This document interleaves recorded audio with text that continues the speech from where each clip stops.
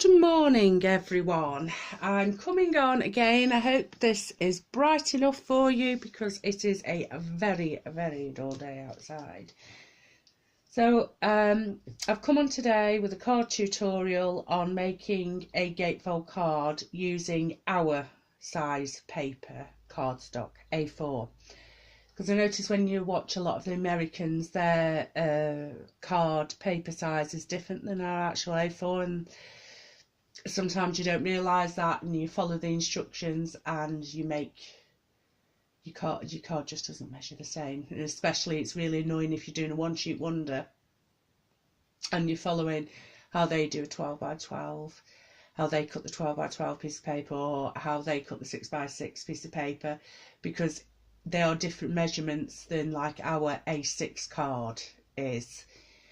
So I'm going to go through how to do it with the UK A4 piece of paper. So first of all, you take your A4 piece of cardstock, just turn it round, and at the end I'm going to show you all the measurements. They're all written down, so you can just pause it and you can just do a screenshot of it, and then you've got the measurements. Right, so this is your A4 piece of cardstock. You cut it to 8. You've got that little slither there. Then you cut this, the long side, to A5. See, with Friskers, and I don't know if the others do it, but they have the card sizes already on there for you, which is a huge help. That's why I'd always recommend buying the Friskers. There we go. There's your 2 card bases, so you can get 2 cards out of 1 sheet of A4. The only thing that I do find with the Friskers is the wire that comes with it goes. Now, I haven't got wire in mine anymore. Mine went a few years ago, and it cuts absolutely fine without the guide wire in, and it doesn't blunt your blade, because it used to catch. If you didn't watch it on the mine did, it used to catch all the time on the guide wire, and it used to blunt the blades quicker. So it works absolutely fine without the guide on there. There you go. You can see there's absolutely no wire guide on there. And that's my blade dropped out.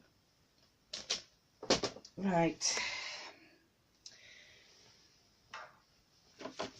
So now what you're going to do is you're going to score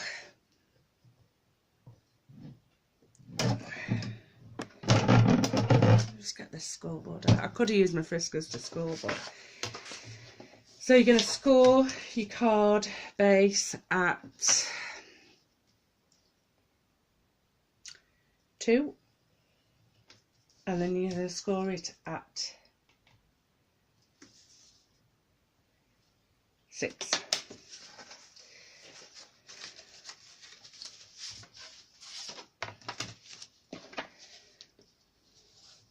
Press them down. Actually, it was done. Let's do it that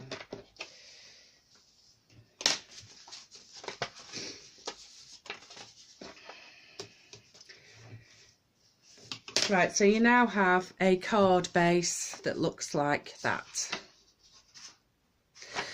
So what I do next is, just in case I mess it up, is I bring you my Misty. And not my Misty, this is a cheaper version. As you can see, it's very well used. So I'll bring this in, and because if you haven't got a stamping tool like this, then you definitely want to do this part before you put your papers on, because if you mess it up, you've done your whole card and it's just wasted then because it's messed up. Unless you could always die cut and do the sentiment on that and stick it on.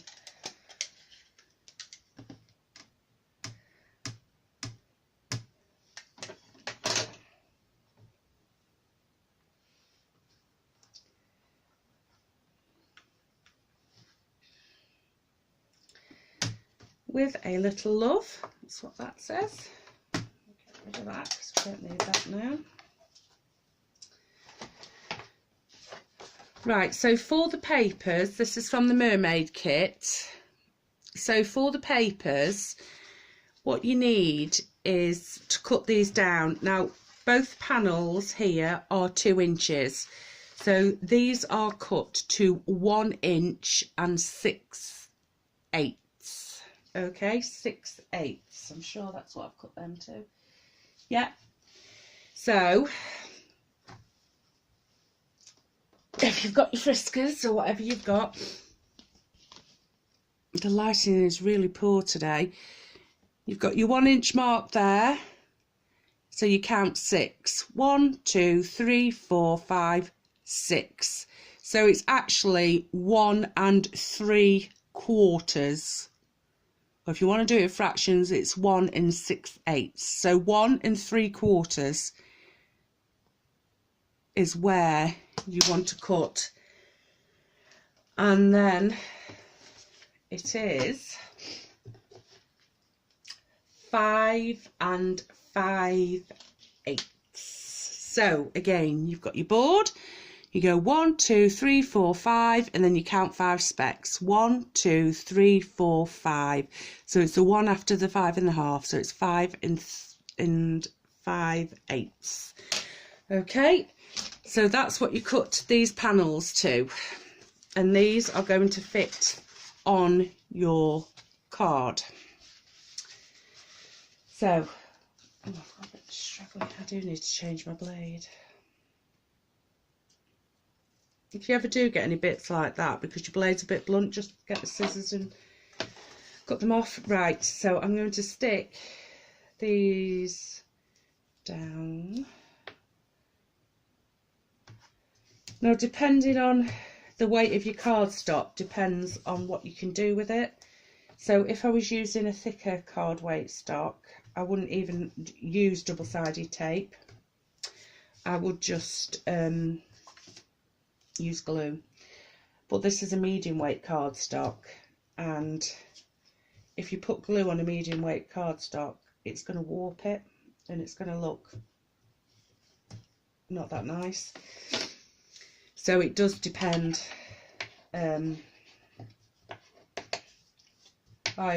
what adhesives you use according to your cardstock. Heavyweight can take any, medium weight can't.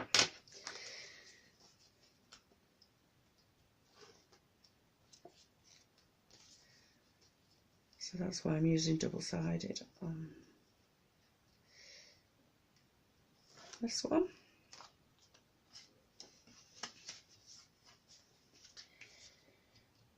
So just line it up. This is where I always tend to go wrong. In fact, it's easier if you do it like this.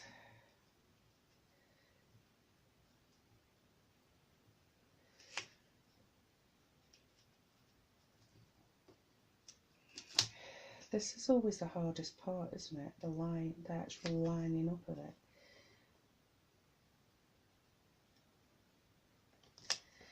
Well, that's way off.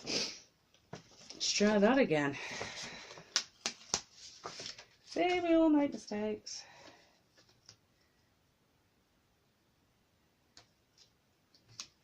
I'm ever so fiddly at doing these. This is why actually using a heavier weight cardstock is probably better, because you can play around with it. Sorry, I've still got like this hay fever going on. It's not as bad today because it's rained and we've got cardstock. Rained and we've got cardstock, listen at me. It's rained and it isn't that bad today actually, the hay fever, but it's still there in the air.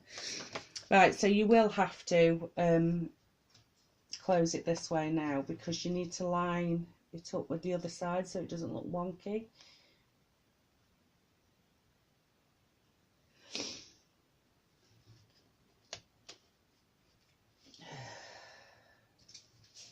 There. So that's stuck perfect. It's all lined up. No, I do it that way. I like it that way. Right, so what we're using is we're using the add-ons for the mermaid kit from Leslie Crafts, which I'll link below the selling page. And I've die cut already, just from a nesting dies. So I've already die cut that. So I'm just going to put a little bit of adhesive on the back.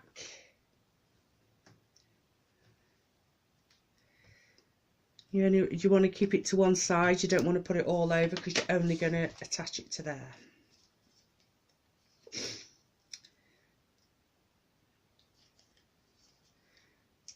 And I do like to sit this down before I put the main focal piece on the card. Right, so we're going to look at the paper and we're going to eyeball it. Make sure, that's a good job, look, make sure that your adhesive is going on the side that you want it to go on. You're not going to stick your card together. So that looks pretty good to me. Right, so we've stuck that down. I didn't get the glue dots out ready. Right, so which one should we have? I like that one for this one, I think.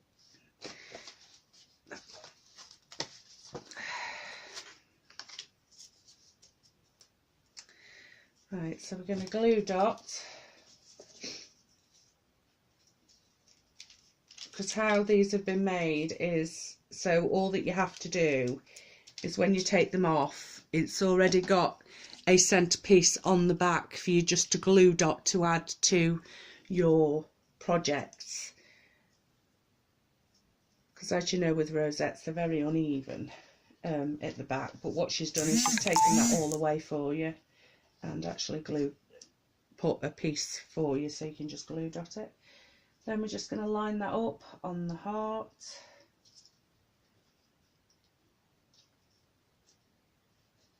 Press down in the middle, because remember you've glue dotted the middle. And my glue dots didn't come off. Let's try again. That's better. Right, my glue dot has actually gone to the back of it now. There you go, and you glue dotted it down, and there is your card. I'm sorry about the lighting. It's a very dull day today.